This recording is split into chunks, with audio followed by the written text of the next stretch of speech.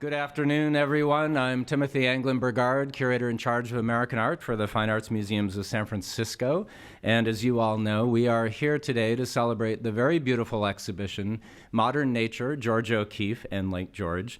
George O'Keeffe, as we all know well, is one of the most legendary, iconic American artists, and I would say, not unlike Andy Warhol, someone whose public persona perhaps seemed to overshadow the extraordinary accomplishments of her work, which are so beautifully displayed downstairs in our gallery. However, with the benefit of historical hindsight and the passage of time, it's now 3 decades since her passing, we can now see the work for what it is in the broader context of art history. It remains perennially popular, as we all know, but we can also see it in a sort of broader view in terms of its historical significance. I think there are many reasons why her work remains popular. I'll just quickly give a few and then introduce our speaker today. First and foremost, they are extraordinary examples of American modernism. She is one of the great pioneers affiliated with the Stieglitz Circle, but a unique individual in every possible way in terms of her artistic vision and her accomplishments. And second, she also did earn the support of Alfred Stieglitz, America's most influential art arbiter in the first half of the 20th century. I was saying the other day, she actually found the single most ideal person in the entire universe to understand, appreciate, and promote her work, which he did quite well. Third, her works became synonymous with a place, in this case, a different place, the one we all think of first, which is the American Southwest, that retains a romantic frontier aura of both cultural and historical authenticity. Fourth, of course, as we all know, feminists embraced O'Keeffe as a role model, even though she resisted and sometimes resented being typecast as a woman artist. She demanded to be treated as an equal, and indeed we do today. And she's also a rare artist, like Andy Warhol, who has a museum devoted to preserving, protecting, and promoting research of her work. And then last, and most importantly, I want to end with this thought before introducing our speaker. George O'Keeffe's embrace of nature as the primary focus of her art, both at LakeGeorge and in the American Southwest, and her creation of idealized images that I've described as achieving a kind of Platonic perfectionism. You rarely see decay in her work. You rarely see people in her work. You rarely see animals in her work. You rarely see technology in her work, with the very important exception of her fabulous skyscraper paintings in New York City. And so it's a perfected ideal of nature. It's the nature we all have in our minds that we long for, not the flowers that are decaying and dying like those 17th century Dutch and Flemish vanitas still lifes, but really a timeless kind of nature, a timeless kinds of flowers that will live forever through her work. And I think these reaffirm our instinctual drives and desires and our perennial ties to nature in an increasingly technological age, which we're all very keenly aware of here in the Bay Area next to Silicon Valley. So our speaker today is the curator and organizer of the exhibition, Erin Coe. She's the chief curator at the Hyde Collection, where she oversees a permanent collection of approximately 3,300 objects and an active exhibition program. During her tenure, Erin has been responsible for many scholarly American art exhibitions and publications, including Picturing Gentility, Portraits of Women in American Art, 2000, Painting LakeGeorge, 19th Century Views of the Queen of American Lakes, 2005, Adolf Gottlieb, 1956, from 2005, and An Enduring Legacy, American Impressionist Landscape Paintings from the Thomas Clark Collection in 2009. She's written for numerous art periodicals, including the American Art Review, the magazine Antiques, and the Catalog of Antiques and Fine Art. She's completing her PhD in art history at Boston University, where her dissertation topic is, appropriately, Cultural Landscape Meets Cultural Icon, Georgia O'Keeffe and LakeGeorge. Her most recent project, of course, is the very beautiful exhibition downstairs, Modern Nature, George OKeefe and LakeGeorge, organized by the Hyde Collection in conjunction with the George OKeefe Museum in Santa Fe. We're very grateful to both of them, both for the exhibition and for the very important loans in the exhibition. And she's the co-author of the exhibition catalog, which was recently listed as one of the best book discoveries of 2013 by the Boston Globe. So it gives me great pleasure to welcome Erin Coe. Thank you. Mm-hmm.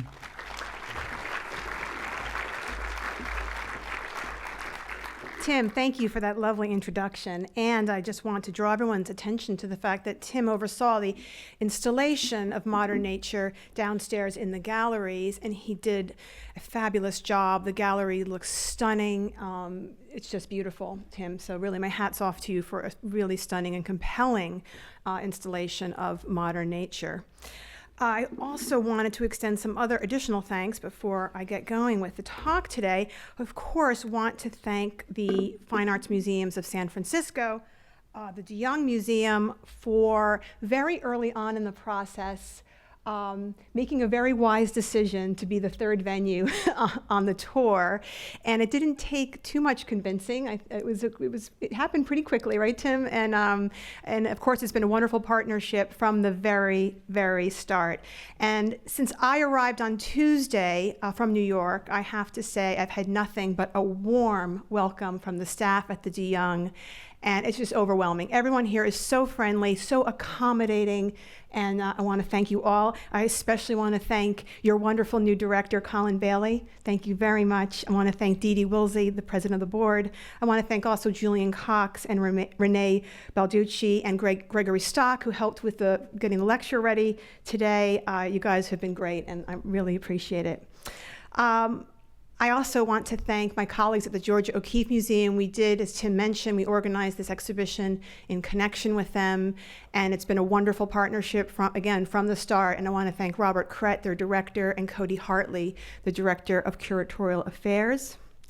And I lastly have to save the best for last, but I need to thank my museum, the Hyde Collection in Glens Falls, New York, for supporting this project, the staff and the board. I'm very happy that two of my colleagues flew in from New York last night to be here at the opening reception, and joined here from the Hyde by Lynn Mason and Kathy Reed. So thanks, guys, for coming out and being here today. So here we are, the third venue of Modern Nature. As I said, this exhibition has been a long time in the making. It's hard to believe that here we are in San Francisco, the final venue of the three-venue tour. Here's the tour, just so everyone can see where it's been, when it opened, and the dates. The exhibition did originate in Glens Falls at the Hyde Collection, and it was, without a doubt, the cultural event of the Northeast this past summer. It was a tremendous success, attracted record-breaking attendance for the Hyde Collection. It's the largest audience for a single exhibition in the museum's 50-year history, and this was just a typical day outside the Hyde. You're coming to work and seeing a line all the way to the street and down the street on some days. It was not an unusual sight. And then the gallery was likewise crowded every single day. The exhibition attracted not only record-breaking attendance for the Hyde, but it drew national media attention, which it continues to draw, and it had a full-page article. We were delighted with the full-page article in the New York Times. So the exhibition created, I think, the perfect storm, or this wonderful chemistry that happens sometimes in museums when you combine two cultural icons, and in this case, Georgia O'Keeffe and LakeGeorge. So how many of you, I'm not sure I can see everyone today, but how many of you have been to LakeGeorge? Oh, okay, good. Well, that's a good represent. I can see a lot of hands going up. But for those of you who aren't familiar with LakeGeorge, here's a map, a little geo-art history for everyone today. LakeGeorge is located in the southern Adirondack Park. It is at 32 miles in length, dotted with around 200 islands. It is the largest largest lake in the Adirondack Park. And the lake's location between the headwaters of the Hudson River and Lake Champlain made it among the early water highways connecting the cities of New York and Montreal. LakeGeorge was the site In the 18th century, of many major colonial battles and military campaigns, including the French and Indian War and the American Revolution, as Native Americans, French, British, and colonial troops vied for control of the lake. Lake George captivated the popular imagination of Americans with the publication of James Fenimore Cooper's The Last of the Mohicans in 1826, which in turn inspired this artist, Thomas Cole, and scores of Hudson River School painters to visit the shores of Lake George. And as we know, where there are artists, there are tourists. And after the railroad reached north of Albany in the mid-19th century, Lake George emerged as a major tourist destination and one of America's most fashionable lakeside resorts. The Hyde Collection is located just 6 miles south of Lake George. The museum has a long history of researching, exhibiting, and interpreting the artistic legacy of Lake George. Modern Nature is essentially an outgrowth of the 2005 exhibition that I curated, which Tim mentioned, Painting Lake George, which was the 19th century views, most focusing on the Hudson River School. And as a follow-up to this exhibition, which was also very successful, we had incredibly high attendance for this exhibition, we were considering looking at the 20th century version because the artistic legacy at Lake George continues in the 20th century with Alfred Stieglitz and Georgia O'Keeffe, and then further north in Bolton Landing with David Smith. David Smith, his Terminal Iron Works was located in Bolton Landing, and he produced all of his famous sculptures at Lake George. So it's kind of looking at these two orbits of 20th century modern activity on the lake. And then a couple of things came into play that I'm going to tell you about today as I give you sort of the backstory of how this show got developed. And one is, a critical moment is my encounter with this painting, Lake George Autumn. It was brought to my attention by a grandniece of Alfred Stieglitz in 2008. The painting was not known to O'Keeffe scholars. It was last seen in 1923 when it was exhibited at the Anderson Galleries in New York City in a major exhibition that featured 100 works by Georgia O'Keeffe organized by Alfred Stieglitz. It was a major presentation of her work. It was the largest up until that time, launching her career, bringing her to the attention of critics and collectors. At the same time, in 2009, I encountered this pair of paintings at the Clark Art Institute in an exhibition devoted to Arthur Dove and Georgia O'Keeffe, Series 1, number 10 and 10A. And I was struck by these two paintings, the anthropomorphic bifurcated mounds of glowing white, which evoked the shape of the artist's thighs and bent knees as if she was in a seated position in a rowboat. And rowing was one of O'Keeffe's favorite pastimes at Lake George. And these paintings were in her collection until her death in 1986, and were not as well known to scholars until the O'Keeffe Museum opened in 1997.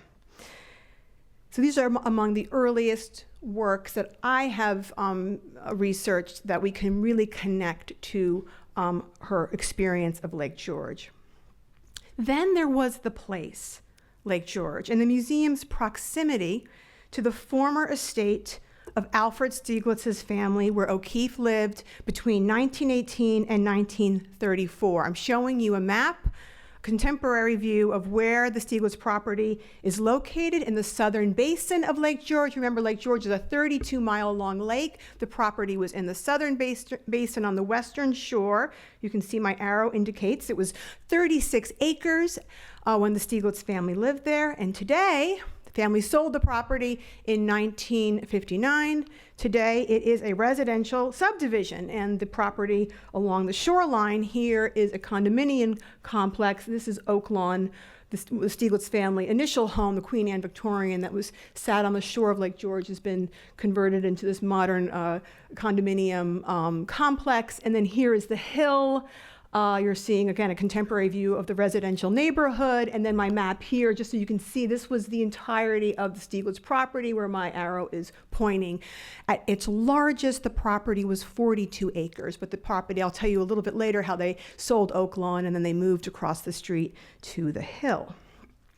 So this, what I want to stress with you is that it was this confluence of events that led me in 2009 to start conceptualizing and focusing more on an exhibition, what I consider the untold story of O'Keeffe and LakeGeorge.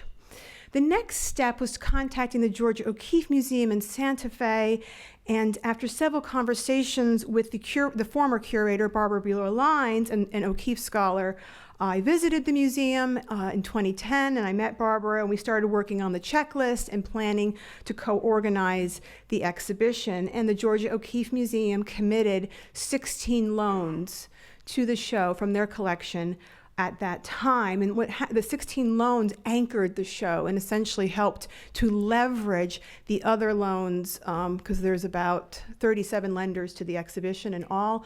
So we used that core group from the O'Keeffe Museum to leverage the project. And we could not, I can just not underscore enough, we could not have taken on a project of this magnitude without the cooperation of the Georgia O'Keeffe Museum.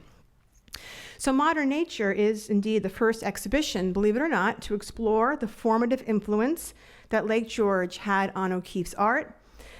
Now, past exhibitions have been devoted to O'Keeffe in Hawaii. That was a recent exhibition. I don't know if any of you saw that.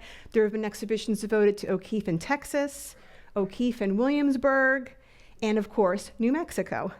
So I guess one of my questions, and when I first started this project, is why has it taken so long to address LakeGeorge? Why has it been overlooked and not perceived as a primary place in her art? This is especially perplexing, given that the exhibition essentially reinforces what art historians have long been saying about Georgia O'Keeffe, that she was an artist who excelled at coming to terms with a place and making it her own. That for O'Keeffe, person and place were closely intertwined and interconnected.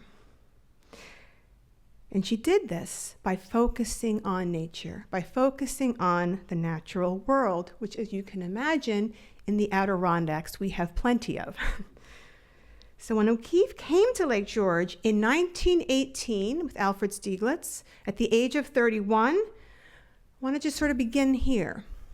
What style was she working in when she first comes to LakeGeorge? Here's an example of this type of abstract style that O'Keeffe was working in. I'm showing you a charcoal drawing, a number 4 special. This is from 1916. O'Keeffe begins really her career as an artist in 1915, and she begins in this very distilled black and white style with drawings that are abstractions. And it's important to know this. So when she comes to LakeGeorge, this is the visual language that she is speaking in. Now, abstraction is at the heart of everything that O'Keeffe created, whether the work is representational or whether the work is non-representational. And LakeGeorge is key to how she developed her abstract vocabulary that would inform the work she would later produce in New Mexico. Prior to her move to New Mexico, LakeGeorge was the one place that provided O'Keeffe with contact and an immersion in nature over a sustained period of time. So LakeGeorge is therefore crucial to how she found a balance between abstraction and nature.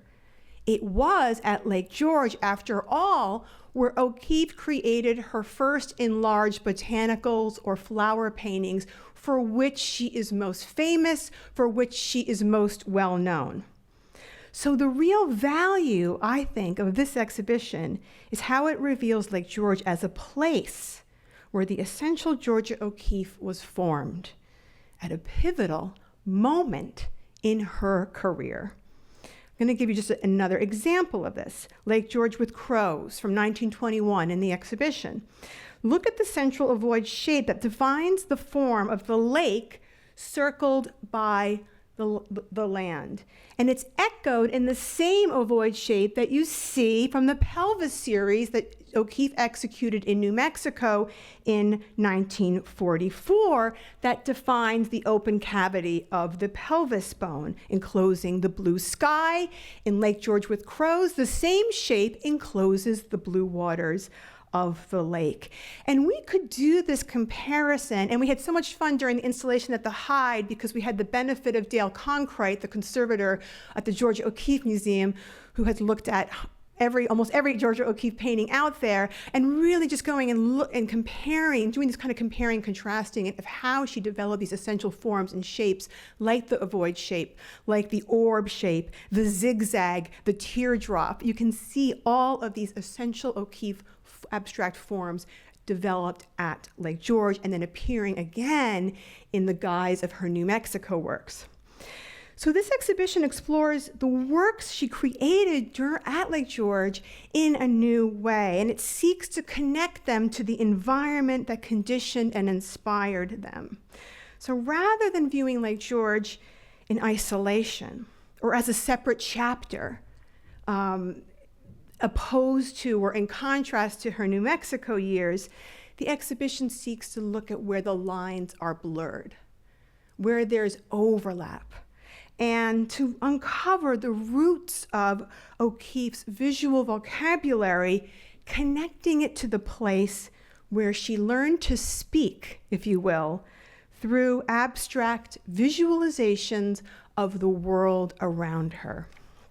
So to reinforce these associations, I like to pair O'Keeffe paintings with quotes by the artist, as Tim has done so beautifully in the installation downstairs. This helps to reinforce this connection between person and place that was at the core of O'Keeffe's art, and then to relay it to you, to the visitor, through her own voice. So here we have an example. This is in the show White Birch from the Amon Carter from 1925. And then look at the quote. 51 years later, in 1976, Georgia O'Keeffe recalls with great clarity a moment of contact with nature that resulted in this painting, based on an abstract visualization of nature that she encountered while rowing on the lake. And you can read the quote, but I'll just excerpt part of it for you. To see the tree, this tree, the birch tree at its best, I was up early and out in the rowboat under the trees. As the sun came up over the mountains across the lake, the trunks were whitest in the early sunrise, the foliage a golden yellow, and a few leaves standing out sharply here and there. At Lake George, we can say then that O'Keeffe reveled in the discovery of new subject matter. She found respite from the hectic pace of life in New York City in the bucolic setting of the Stieglitz estate. Here she is sitting outside with her umbrella and her sketchbook right near the flagpole. We'll see that later in some of the paintings. You'll see the flagpole and the paintings downstairs in the gallery. And this is an important area on the Stieglitz property where she produced a lot of her work. It's where the garden was located. It's also adjacent to where Stieglitz's darkroom was located. O'Keeffe also enjoyed not only rowing on the lake, but long walks and hikes through the woods, hills. She, according to Stieglitz family descendants that I've interviewed, she hiked weekly up Prospect Mountain. And here she is on top of the Prospect Mountain house. She's standing right there along with some of her Stieglitz circle friends. And she would take in on her weekly hikes this panoramic view of Lake George. In 1923, Georgia O'Keeffe enthusiastically wrote to her friend, the writer Sherwood Anderson, the following, quote, "I wish you could see this place here. There is something so perfect about the mountains and the lake and the trees. Sometimes I want to tear it all to pieces. It seems so perfect, but it is really lovely. And when the household is in good running order and I feel free to work, it is very nice." Indeed, of all the adjectives used by O'Keeffe to describe Lake George in correspondence from the 1920s, the word perfect appears again and again. These were, quote, perfect days of perfect quiet sunshine, quote, perfect mountain views, perfect rainbows, and perfect days for painting. Sometimes the lake was too perfect and its loveliness got on her nerves. Yet, despite its perfection, I've been astonished by the number of misconceptions about O'Keeffe and Lake George, which this exhibition seeks to clarify. Chief among them, that O'Keeffe disliked Lake George. Lake George. She looks pretty happy there. That it was hardly perfect, that she had to, quote, endure the green. She was miserable there. She couldn't tolerate the Stieglitz family. She was uninspired by the scenery, so on and so forth. When O'Keeffe's Lake George years are studied, it is almost always in the context of her creative endeavors with Alfred Stieglitz and the collaborative spirit that stays on the lake fostered. But O'Keeffe was not limited to a dialogue with Alfred Stieglitz.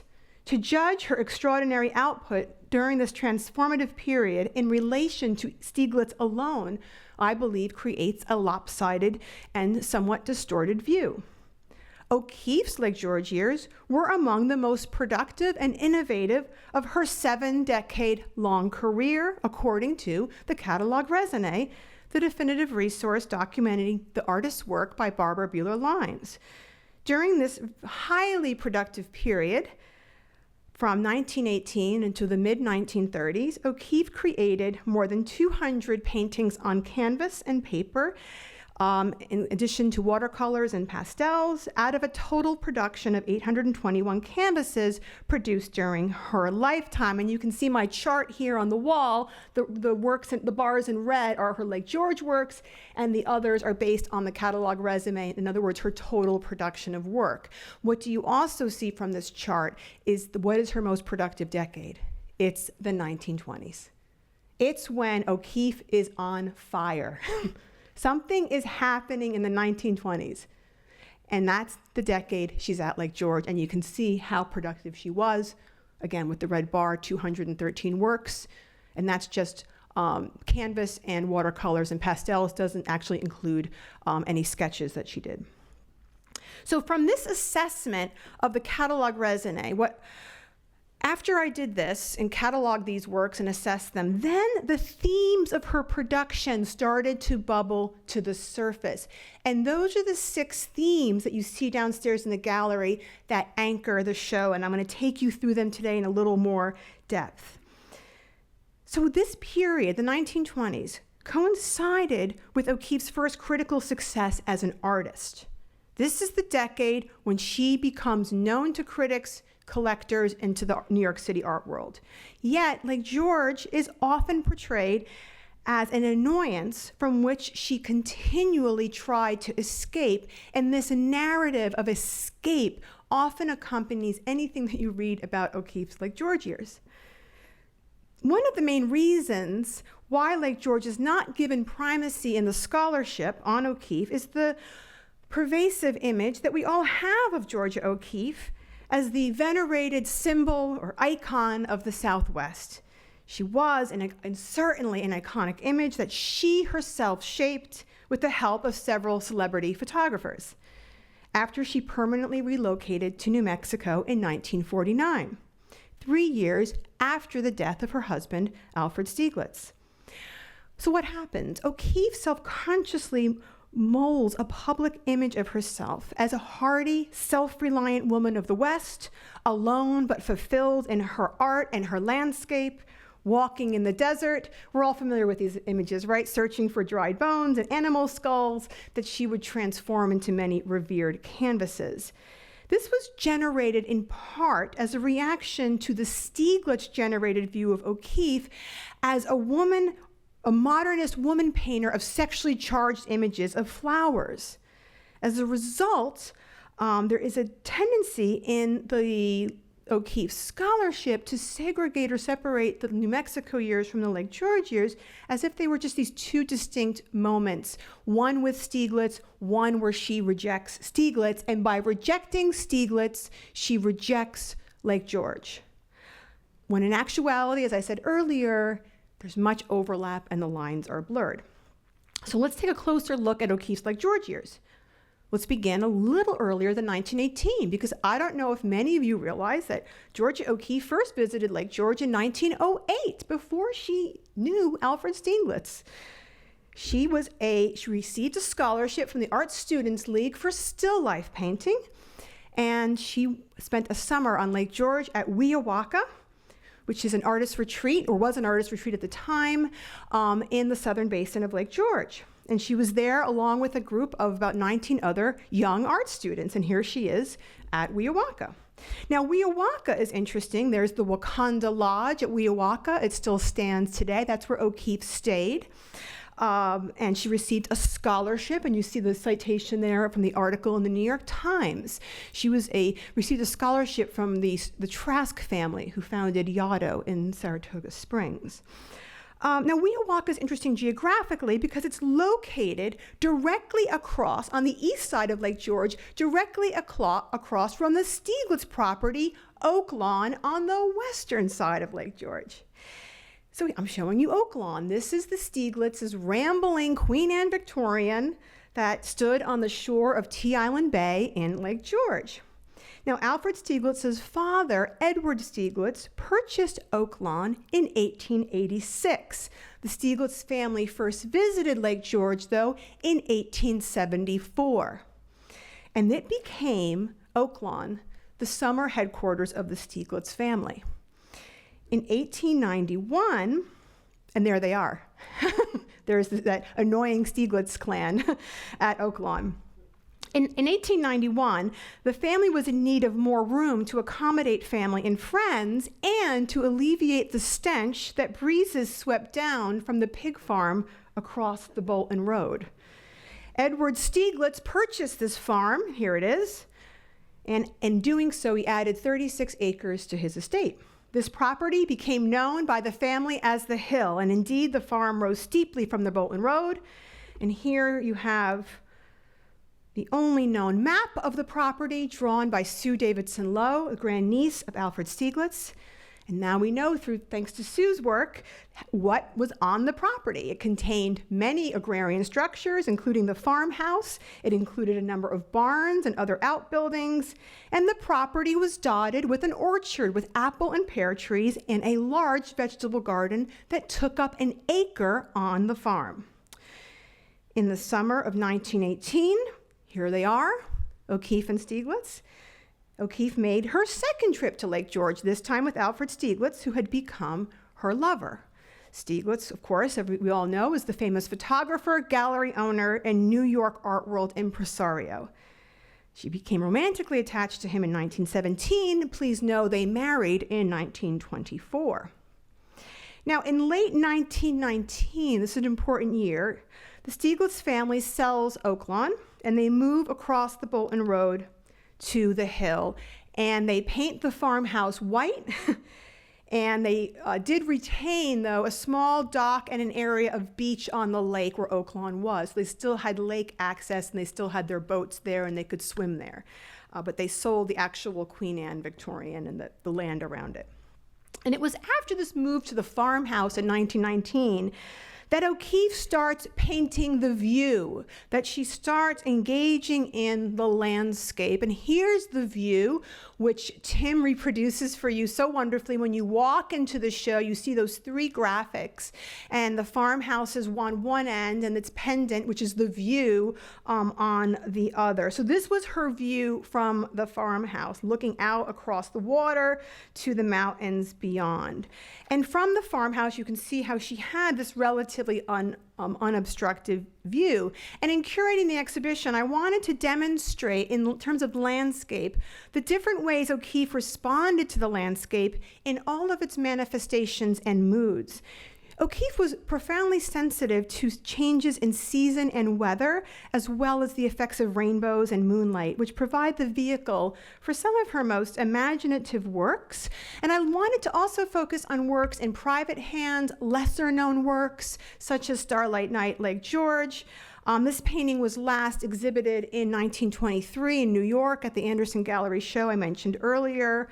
And one of O'Keeffe's favorite pastimes at Lake George was walking in the moonlight and gazing at the stars. And in 1922, when she painted this painting, she was writing letters to Stieglitz, who was in New York at the time, and she was describing in these letters the beautiful light of the evening stars and describing it as being very fine. And here they are represented as glowing orbs of light that illuminate a nocturnal sky. Their reflections gleam off the swelling wave-like or arc patterns of the water.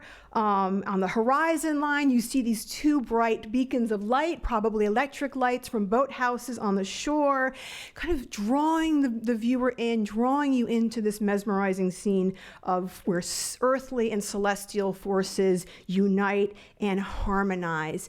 Of course, we can't help but compare this painting to Van Gogh's Starry Night on the Rhone and the Musée d'Orsay as an indication, I think, of O'Keeffe's sophisticated knowledge of modern European art. Even though she hadn't been to Europe at this time, she certainly knew about Van Gogh and Cézanne and so many others.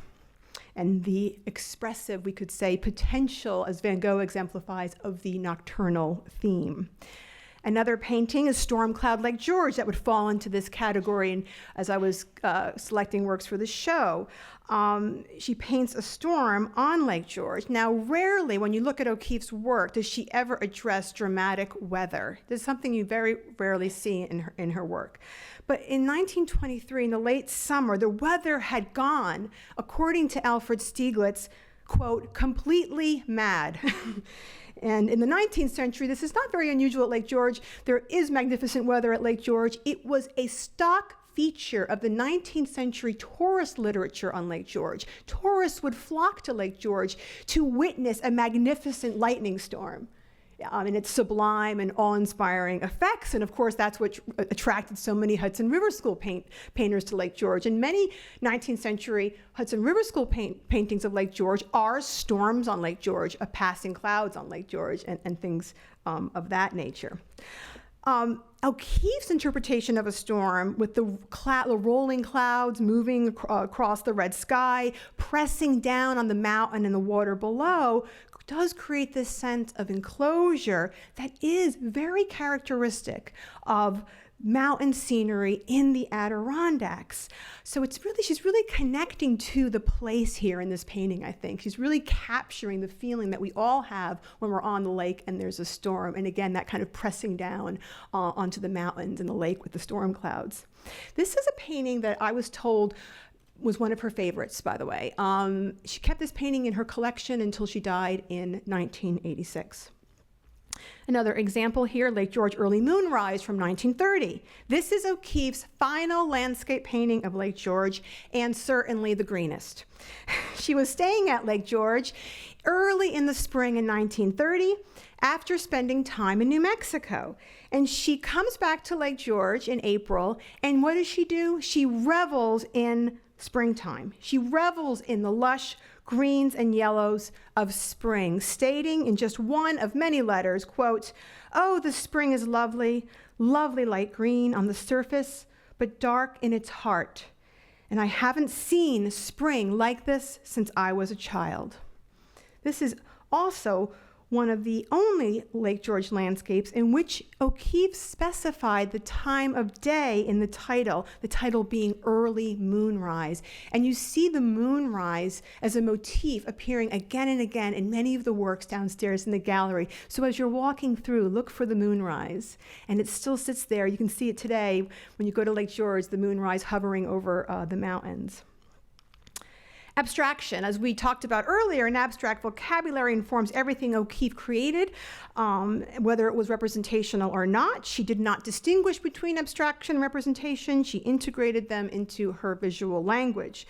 Through abstraction, she was able to create equivalents of the environment she encountered, and LakeGeorge, again, was essential to this development. For example, this painting from the lake, at first glance, appears to be wholly abstract or non-representational, but O'Keeffe provides us with a clue in the title by calling it From the Lake. It's number 3 in a series that she did.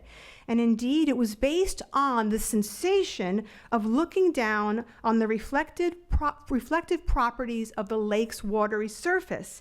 And this practice of intense observation of nature resulted in these types of canvases. So the vibrant, disorientating pattern of these abstracted flame-like shapes with picking up the reflected colors of the greens and browns of the landscape and the ripples on the water, all is a results from her practice of intensely observing nature. So whether it's paintings like From the Lake or LakeGeorge, or pastels such as Pond in the Woods or Abstraction in Stream, all reveal O'Keeffe's deep engagement with and response to the landscape of LakeGeorge. So what can we learn from this? That far from being a distracted visitor or a disinterested observer, O'Keeffe carefully scrutinized the beauty and bounty of LakeGeorge, studying every facet of its natural phenomena, including such details as the reflective surface of the water and the mirroring effects that the mountains cast on the water's surface. And these become primary vehicles that for O'Keeffe help her to express a unified abstract design. And through such practices, O'Keeffe discovers opportunities to further exploit the tension between the abstract and representation, and resulting in this period some of her most innovative and exciting modern work. Moving on to the next theme, barns and buildings. In 1920, during her third season at LakeGeorge, O'Keeffe, with the help of this woman, Elizabeth Stieglitz Davidson, repaired a small outbuilding on the hill to use as her painting studio, and she nicknamed it the Shanty. It provided a place for O'Keeffe to work. It allowed her, at times, to escape from the gregarious and boisterous Stieglitz clan that would congregate at the lake in July and August. And she even paints her rustic studio in 1922, and you see it here, belonging to the Phillips collection. O'Keeffe painted a total of 14 paintings at LakeGeorge of the barns and buildings, including also in the exhibit, oh, here she is, outside of her shanty. This is a photograph by Stieglitz from the 20s, and you can see the sort of sense of protection of her studio, the way her body blocks the door. But also included in the exhibition in this theme from the Walker is the wonderful LakeGeorge Barns from 1926, and this reflects a strong precisionist tendency in her work in the 1920s and places her in direct dialogue or conversation with Charles Sheeler. In it, she eliminates all surface detail. She reduces the forms to 3 shuttered buildings to their geometric essence as intersecting and interlocking planes. And here is her singular, or at least one of her singular representations of winter at LakeGeorge from 1934, probably one of the last paintings that O'Keeffe does at LakeGeorge. She was there in the fall and early winter that year. And again, like LakeGeorge Barns, it reflects this precisionist or machine age sort of aesthetic in her work, but it is grounded. Notice how she renders the foundation of the stonework of the foundation. She carefully registers it in paint, so it's still grounded. And that's so much about Georgia O'Keeffe's LakeGeorge work, is a sense of it being grounded, that everything's of the earth. And then you can compare her to Stieglitz, who's always looking skyward. He's doing the clouds, and she's very rooted. Anyway, and the barns are a great way of looking at that. However, the barn pictures are interesting when you read how they're interpreted sometimes. They've been interpreted as representing austerity. The crowded composition depriving you of any sense of distance has been read as evidence of O'Keeffe's feelings of claustrophobia that the stilted environment at LakeGeorge created. But barns were very much a part of the visual landscape of Georgia O'Keeffe's childhood. She spent on a farm in Sun Prairie, Wisconsin. And in 1929, she revealed in a letter, quote, "The barn is a very healthy part of me. There should be more of it. It is something that I know too. It is my childhood." I'll introduce another factor. The crowded composition may simply indicate the proximity of the barns to the farmhouse. Remember my map that I showed you earlier. The barns were right next to or adjacent to the farmhouse. O'Keeffe once described in 1976 how close the barns were, and that they were visible from the kitchen window in the farmhouse, and they were visible from Stieglitz's sitting room. So this brings us to another theme of O'Keeffe's LakeGeorge years, and that is the overriding tendency that for O'Keeffe to paint what's in front of her, to paint the near at hand. And nowhere is this tendency more pronounced than in O'Keeffe's habit of taking the things that she grew in her garden and transforming them into the subject of her art. And this brings us to a major theme of this project, which is from the garden. Earlier, I discussed how the hill was a working farm, and the Stieglitz family kept it as a farm, growing their own vegetables on the hill. In 1917, they established a victory garden, and they hired this man, Donald Davidson, as the chief gardener and horticulturist of the property. So this effort to make the hill a working farm is brought about by Donald Davidson, who was married to Elizabeth Stieglitz, another of O'Keeffe's close Stieglitz family friends. And Elizabeth and Donald were married. And here we see Davidson and O'Keeffe also became fast friends and kindred spirits, and among their many interests included gardening, harvesting crops, and maintaining the LakeGeorge property. Together, as you see in my image here, they pruned the nearly extinct apple trees on the orchard, and they became close comrades and friends. They reaped the rewards of their hard work in 1920 as the farm witnessed several productive seasons of apple harvesting. O'Keeffe became preoccupied with the fruits that grew in abundance on the property. She used them not only as the subject of her art, but she also made applesauce. She pressed apples to make cider. And according to Alfred Stieglitz, she caught, quote, a case of apple fever. In all, Georgia O'Keeffe produced 25 small jewel-like compositions of the apples she picked from the trees on the property. And you see these examples down in the gallery. I'm showing you here Apple Family A, from 1920. And this is very characteristic of her still life format, with this compressed, shallow space, tightly focused, cropped composition. The small scale, though, of the apple paintings contributes to the sense of exaggeration of their ripeness. And even critics, when these were exhibited in New York in the 20s, noted the tantalizing effects of her apple pictures. One critic described the texture of the skin of an apple as, quote, reproduced so perfectly, one is almost tempted to take a bite. In 1924, O'Keeffe and Davidson continued their knowledge and affection for gardening at LakeGeorge. They even began experimenting with harvesting corn on the property. And the harvesting and growing of corn, Georgia O'Keeffe described as one of her, quote, special interests. And with the affection of a devoted gardener, O'Keeffe described her excitement at observing her corn crops grow. She wrote, the light-colored veins of the dark green leaves reaching out in opposite directions, and every morning a little drop of dew would run down the veins into the center of this plant like a little lake, all fine and fresh. And this serves as a very fitting or apt description for the group of corn paintings that she produces in 1924. I'm showing you one in the exhibition from the series. And she just brilliantly uses an elongated canvas to emphasize the vertical force of the verdant leaves surrounding the bud at the center of the corn plant, as if you're looking at it from above. It's a very unusual perspective, not to mention that corn pictures are very unusual in American art.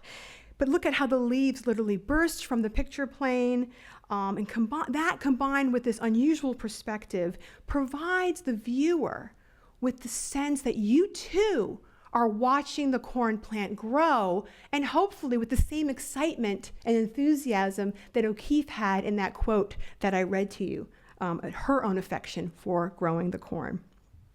So O'Keeffe not only used her natural surroundings at LakeGeorge as a source of inspiration, but she mined her garden on the property for fresh motifs and themes. In addition to maintaining a vegetable garden, she also kept a flowering garden. And among one of her specialties was the growing of petunias. And in this pivotal summer of 1924, O'Keeffe began planting beds of purple and blue petunias at LakeGeorge to study their subtle, radiant hues. And the growing of petunias that summer provided the impetus for her first enlarged flower painting, which I show you here, Petunia number 2, an extraordinary prelude to the artist's flower paintings, long considered her most innovative and original contribution to 20th century art.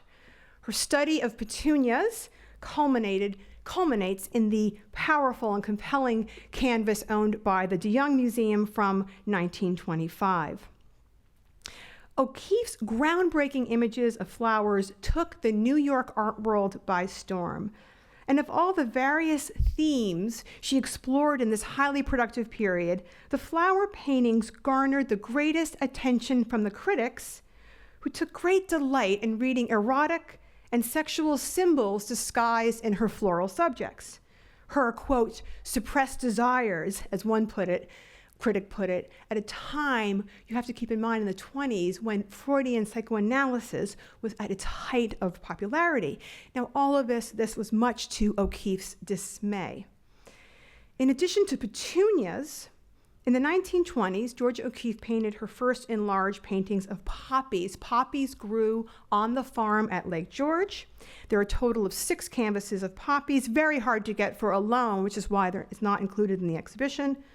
Another flower closely associated with the LakeGeorge years is the red canna, which you see here. We have a splendid, early, exquisite example in the exhibition from the Hyde Museum. She produced 20 of the red canna paintings in all. It's just an extraordinary amount of production with this one flower.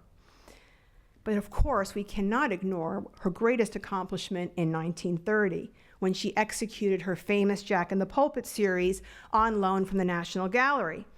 She encountered the Jacks on the property, the Stieglitz property, and she later recalled in 1976 this experience, saying, quote, at LakeGeorge, we had a good many Jack in the Pulpits in the woods near the 2 large spring houses. And this stunning series exemplifies Georgia O'Keeffe's gradual move toward abstraction. Here she starts with a fairly representational, magnified image of the striped and hooded blossom rendered with a, can we say, botanist's care, and then she zooms in, she zooms out, she gets closer, she starts distilling successively in the series and then plunges eventually into the heart of the Jack, distilling it to the hallowed pistil, the essence of the flower. Recalling, I should add, her own remarks, quote, that it is only by selection, by elimination, that we get at the real meaning of things. And I think that quote just perfectly exemplifies her process of distillation and abstraction in the Jack series. So the Jacks represent the summation, I would argue, of the floral theme during O'Keeffe's LakeGeorge years. Yet seldom are these highly acclaimed canvases ever linked to LakeGeorge.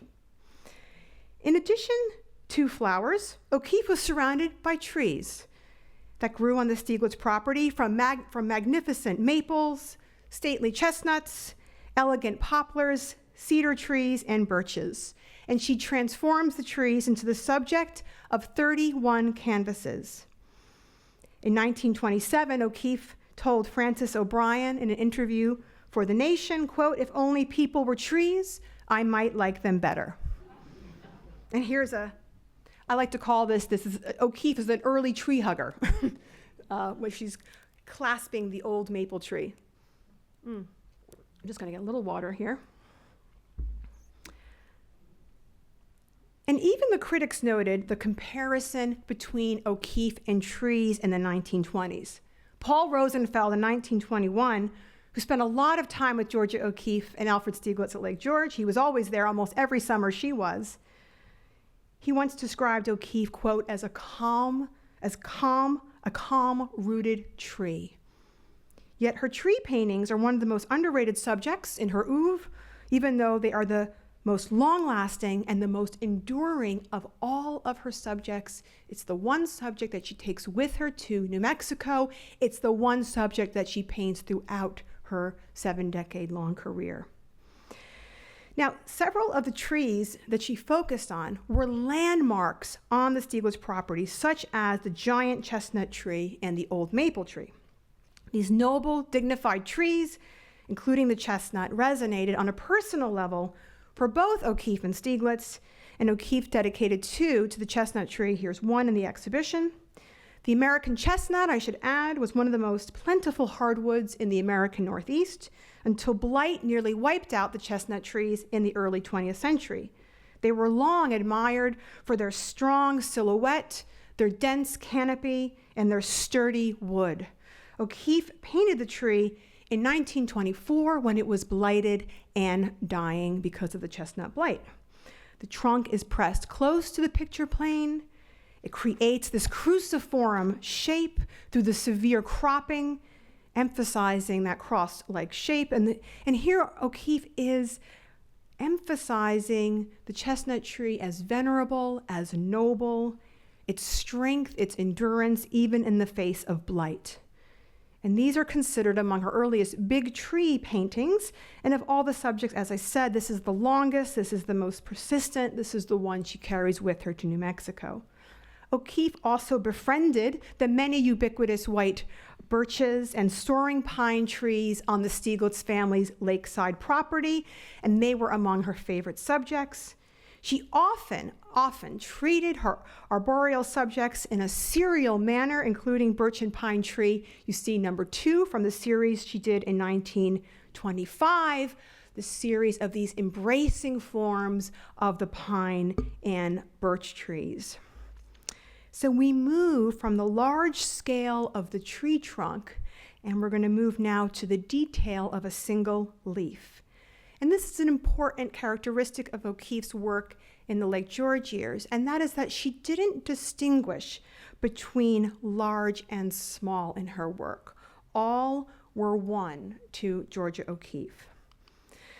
So with all of those trees, you can imagine the trails and the paths and the property was littered with a variety of leaves. And O'Keeffe, who was a collector of nature's souvenirs from stones to shells, feathers, and bones, gathered leaves at LakeGeorge, which appealed to her for their striking diversity of their shape and coloring. Georgia O'Keeffe executed 29 paintings of leaves, or leaf pictures, if you will, between 1922 and 1931. All are based at LakeGeorge. She doesn't do any after the LakeGeorge period, so they're a very distinctive feature of her LakeGeorge years. And I have an example here of her leaf pictures. She does two types, really. There's the magnified bed of leaves, or these overlapping beds of leaves, like Autumn Leaves LakeGeorge from 1924, which presents this bed of leaves. The leaves are turning, but then with the fiery autumn color or palette, but then she adds this carefully applied spot of green, the green that clings to the otherwise turning or deteriorating leaf. Such a wonderful device. Here's another example of one of her leaf pictures. This is where she distills it from the bed of leaves to focus on a pair or a trio of leaves, very carefully and artfully arranged on the canvas. This is from 1928. This is the largest leaf picture that Georgia O'Keeffe created, on view downstairs in the exhibition. It is arresting in its frontal composition. It reads like a portrait or like a specimen of nature, with the tiny tears and fissures in the large leaf, you see there, accentuated by the white archival background, which I think is another compelling formal device that emphasizes and enhances the image's mesmerizing quality. O'Keeffe leaf paintings, though, are a rather understudied subject in her art, not to mention that leaf paintings are very unusual in the history of Western art in general. After 1929, this is from 1928. So 1929, O'Keeffe makes her first extended stay to New Mexico. She returns to Lake George, though, in October of 1929, and she creates this remarkable work, a portrait of the Stieglitz family farmhouse. It presents the symmetrical window and black shutters surrounded by a narrow frame of clapboard siding. The floating gray-green rectangle you see at the center is a reference to the door inside the home. With its subdued palette and simplified forms, the painting alludes to themes of reflection and transparency, notions of interior and exterior, absence and presence, that a perspective inside or exterior to or outside the farmhouse would have registered for the artist as she's grappling with this sense of staying or leaving and then coming back. While we can connect this painting to the series of architectural paintings that O'Keeffe made, like the barns that I showed you earlier, this picture stands out and transcends them in its complete conflation of abstraction and representation. Its spatial ambiguity that resonated not just for O'Keeffe, but for other members of the Stieglitz circle who spent time at Lake George, including the poet Jean Toomer, with whom Georgia O'Keeffe was particularly close. In his 1934 essay titled, The Hill, Toomer described the window in the farmhouse as uncurtained. Quote, "Each window is all window. The outside can look in, the Lake George landscape, nearby trees, the old red barn, floating clouds." Many see the year 1929 as the official end of O'Keeffe's Lake George years and the beginning of a new chapter in New Mexico. But was it? Although her paintings of Lake George certainly declined after 1934, she continued to visit Lake George until 1946, the year of Alfred Stieglitz's death. But with each visit and with each passing year, O'Keeffe noted the changes in the landscape as the family no longer maintained the property as she had. They had allowed the property to become overgrown. In 1937, she wrote to William Einstein from the lake, quote, "The woods and pastures are all growing wild so fast, no cows in it for 3 or 4 years. All sorts of unexpected things growing, and growing so fast. Fern, little trees and big trees, flowers, and all sorts of little creeping ground plants. Masses of ferns that are wonderful. I love all those things so much. It makes me feel as though I must stay here." During her last visit to Lake George in 1946, she wrote to her friend, Maria Chabot, quote, "I walked and walked all over to the places I knew. Everything had grown so tall and thick during my years away. Yes, it was lovely, the lake, with clouds of mist coming and going, sun in and out. One clear, sparkling day, Margaret was with me. We both hated to leave. I am even tempted to return, but I will not. The softness and loveliness of it was almost a shock to me after my dry, bare existence in the country." Lake George had outgrown Georgia O'Keeffe. She could no longer maintain it. She could no longer cultivate it. She discovered a new landscape to steward in northern New Mexico. So what about her art? In 1959, 13 years after her final visit to Lake George, she creates this intriguing painting of the soaring flagpole by the little white house, which served as Stieglitz's darkroom. Here.